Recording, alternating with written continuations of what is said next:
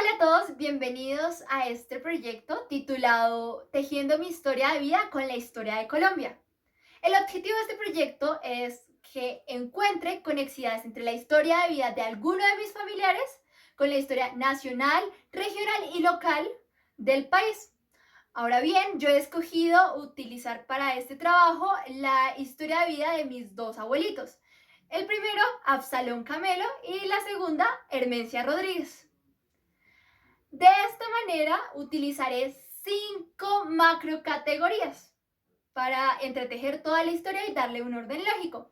Además de ello, estas macrocategorías en su exposición se dividirán en dos momentos fundamentales. La primera, en donde encontrarán a mis abuelitos narrando sus perspectivas acerca de los sucesos, y la segunda, donde me encontrarán a mí analizando dichas perspectivas en torno a textos académicos que ya han hecho historiadores. Vivía en el municipio de Zupatá en una escuelita que se llama Imparal. Hice hasta quinto de primaria, después me vine a Bogotá, hice nocturna hasta segundo bachillerato. Yo estudié en la Perseverancia 3 meses nomás en primaria y no pude estudiar más porque me tocó ponerme a trabajar. Como pudimos escuchar, la trayectoria estudiantil de mis abuelitos se caracterizó por ser muy corta. Y esto, en conexidad con lo que expone Melo, tiene que ver con el hecho de que un sistema educativo masivo solamente en Colombia se desarrolló hasta 1960, por lo que las personas, como mis abuelitos nacidos antes de 1940, pues sufrieron las consecuencias. Yo trabajé en una fama que era de un alemán y ahí se rompió la sociedad. Entonces el alemán me recomendó en una fábrica que se llamaba Tuboplast, que era otro alemán. Y ahí trabajé 6 años y de ahí después me retiré y me fui para la Colombiana de Curtidos. Allá trabajé 3 años y medio. Luego me aburrí y me vine otra vez para Tuboplast. Trabajé otros 5 años y ahí me aburrí y me salí y me fui para una empresa, una fábrica que se llamaba Muebles Camacho Roldán Arquitecto. Y ahí me retiré, trabajé 3 años y me retiré y me entré a trabajar a unos depósitos de madera. Y ahí aprendí todo lo que era de maderas hasta que me cansé de trabajar.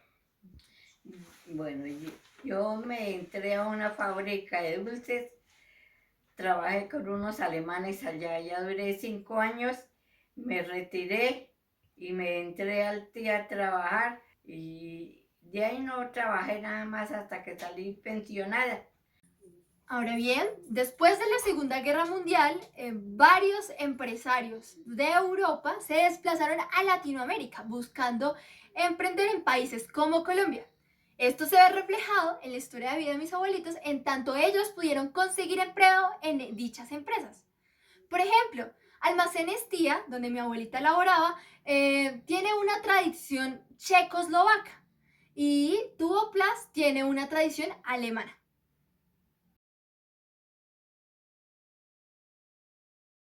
En Bogotazo yo estaba en el campo todavía, tenía 9 años y resulta que se formó una violencia muy tremenda, porque los de una vereda se metían a la otra vereda a matar a los contrarios de la política. Entonces los liberales se metían a matar y a quemar las casas y los conservadores hacían lo mismo para la venganza. Yo vivía en la Perseverancia cuando sucedió eso y uno salía y veía todos los muertos y la gente clavada con cuchillos en las paredes. La parte de la historia de mis abuelitos es muy interesante, pues nos brinda dos perspectivas diferentes del mismo suceso histórico. En este caso, el Bogotazo, que de acuerdo con el Centro de Memoria Histórica, es aquel día 9 de abril de 1948 donde mataron a Gaitán.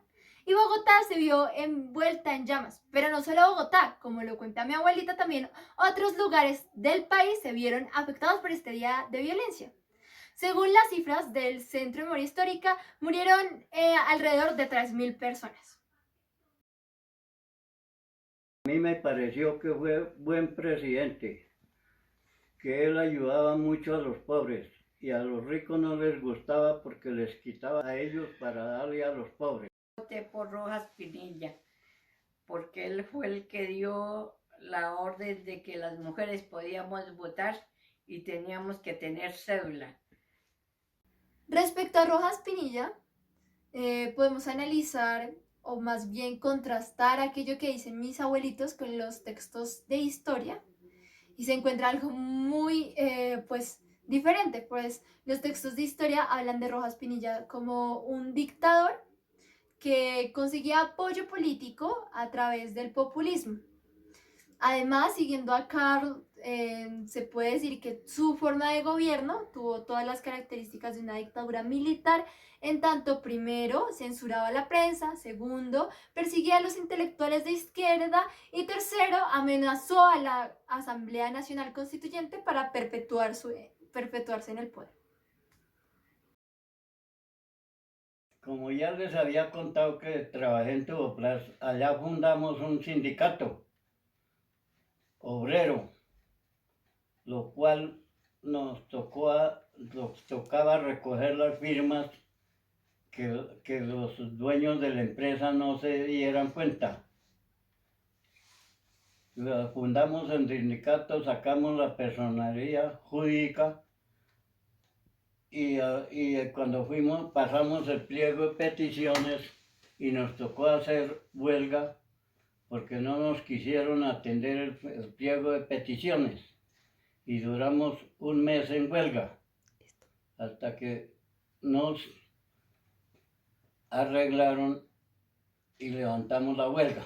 De lo anterior, siguiendo a Urrutia, podemos decir que el que mi abuelito se pudiese sindicalizar junto con sus compañeros de trabajo tiene una estrecha relación con el gobierno de López Pumarejo. Esto en el sentido en el que durante ese gobierno se expidió la ley sexta de 1945, donde se le dotó de personería jurídica al sindicato y en este sentido se limitó al patrón prohibiéndole despedir a aquellos obreros que se habían sindicalizado.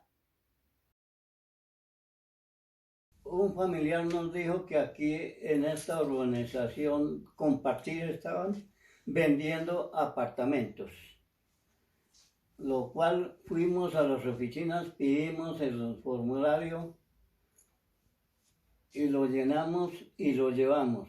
La manera en que mis abuelitos pudieron conseguir vivienda propia se encuentra relacionada con una fundación.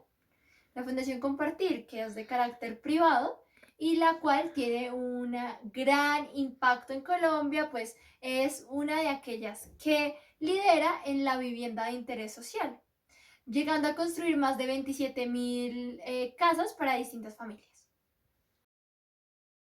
Pertenecemos a la religión católica, lo cual los hijos míos son bautizados e hicieron la primera comunión, como Dios manda. Respecto a la religión católica, podemos notar que esta ha tenido una fuerte influencia entre las dinámicas culturales del territorio. Pero según Camacho, no solo eso, también ha influenciado la manera en que el Estado se organiza. En tanto, el Partido Conservador ha mostrado tener una fuerte conexidad con esta religión. Además, según el Pew Research Center, el 80% de la población colombiana es católica. En conclusión, puedo señalar dos cosas fundamentales. La primera es que la manera en que las personas viven se ve influenciada por el contexto que los rodea. Pero, ¿a qué me refiero con contexto? Pues en principio a la región en donde nacieron, al lugar de donde provienen. Y también me refiero a la época en la que desarrollaron sus vidas. Además de esto, en segundo lugar, considero que puedo concluir que de un mismo suceso histórico existen diversas perspectivas. Esto pues lo pudimos evidenciar en la narración con Rojas Pinilla, un personaje súper polémico donde pues varias personas pues pueden generar distintas opiniones según lo que pueden observar de lo que fue su gobierno y pues básicamente eso. Gracias.